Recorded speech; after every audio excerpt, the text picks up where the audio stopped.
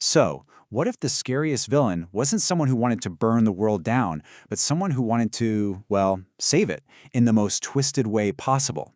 Today we're going to tear into a blueprint for what you might call a Faustian Übermensch, a godlike being created from a terrifying philosophical deal. This is all about a modern monster who holds a mirror up to our own deepest fears, that epic battle between striving for greatness and just settling for comfort. And boom, this quote right here, it gets to the absolute heart of it all. It's this chilling line from the philosopher Nietzsche, where a crowd is offered the chance to become something more, to be a Superman. But instead they literally beg for an easier life. They want to be the last man. That's the conflict, the huge cosmic bet we're going to explore. You know, that plea for comfort over greatness, it's not just some old, dusty philosophical idea. It's a real shift you can see in our culture, and it's perfectly reflected in how our superhero stories changed over time. To even understand how a villain like ours is possible, we've got to look at how the classic, squeaky clean hero became something much, much darker.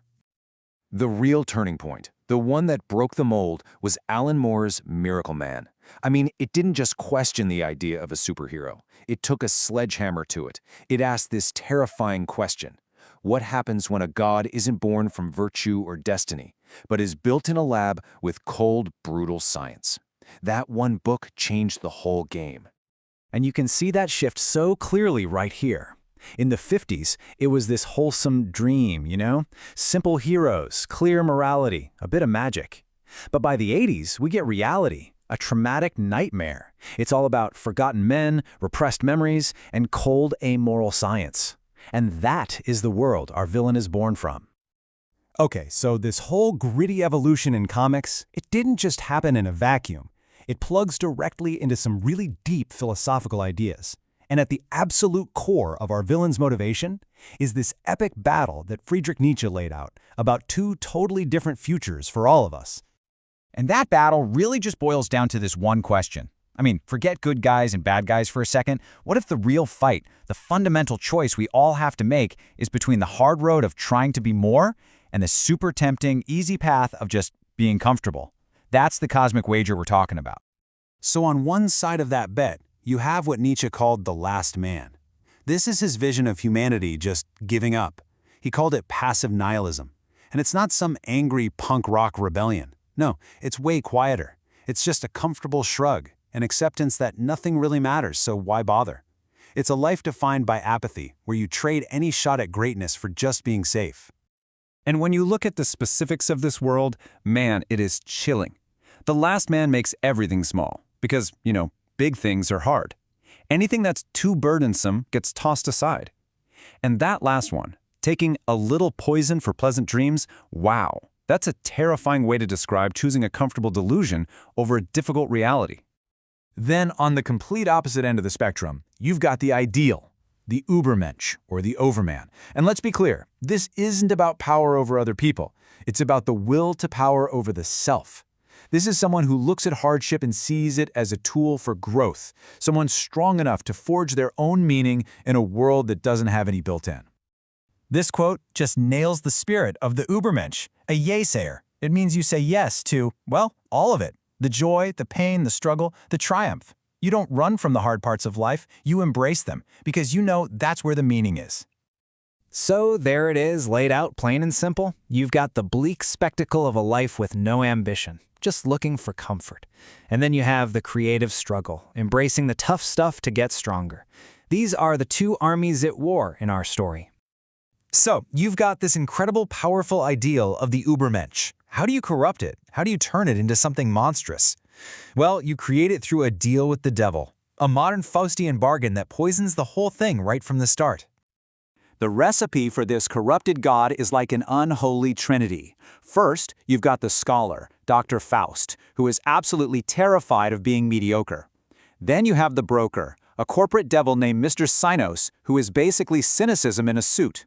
And what do they cook up together? The Overman, a god whose power is built entirely on denial. And this isn't your grandma's Faustian bargain, okay? Dr. Faust isn't selling his soul for riches or fame. No, his deal is way more insidious. He's trading his independence, his ethics, his very identity, all for the raw power to escape the one thing he fears, becoming the last man. And here's the twist, the poison pill in the whole deal. The broker doesn't just hand over the power. He plants a false memory, making the scholar believe he earned it through intense struggle. So this new god thinks he's a self-made man, but it's all a lie, a cheap cheat. His entire identity is a fraud. So what you get is this perfect, horrifying paradox. You have a being with all the physical power of the Übermensch, but his mind, his purpose, his entire operating system is running on the cynical code of the demon who made him. He's a weapon of negation that looks like an ideal. So what does a villain like this actually do with all that power? He's not trying to rule with an iron fist, not in the classic sense. His endgame is so much more subtle, and frankly, way more terrifying. He wants to build a global utopia of pure, comfortable apathy. Welcome to the New World Order. With his godlike abilities, he basically goes down a checklist and removes everything that makes life hard, and everything that makes it meaningful. No more war, no more challenging art, no more dangerous scientific questions. He gives humanity exactly what that crowd in the beginning begged for, a safe, content, and completely meaningless existence. Oof, that comparison is brutal, but it's spot on. See, the Overman doesn't hate humanity. He pities us. He looks down and sees weak, pathetic little creatures that need to be saved from themselves. It's this cold, detached form of love that is absolutely dripping with contempt. And that just forces you to ask the big question, right? On paper, he solved everything. No war, no poverty, no suffering. Everyone is safe. Everyone is happy. But if you've taken away all real choice, all struggle, all meaning, have you built a paradise? Or have you just built the world's most comfortable prison?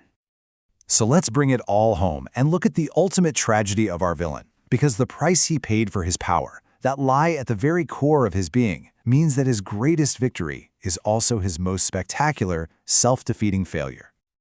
Here it is, the central irony. The Overman himself is living proof of the potential for greatness. He's the embodiment of it. But his entire goal is to create a world where struggle, risk, and aspiration are impossible. He's a god who's dedicated his existence to making sure no one else can ever become one. In the end, he becomes nothing more than a living monument to his broker's cynical belief that people will always choose comfort over freedom. He achieves godhood only to serve the spirit of denial. He wins the world, but he proves the most cynical, nihilistic argument right. And that brings it all right back to us, doesn't it? This whole story is a massive thought experiment that ends with a really personal question. If the wager were real, if the choice was truly put in front of you, the brilliant, chaotic blaze of a dancing star, or the warm, safe flicker of the easy life, what would you actually choose?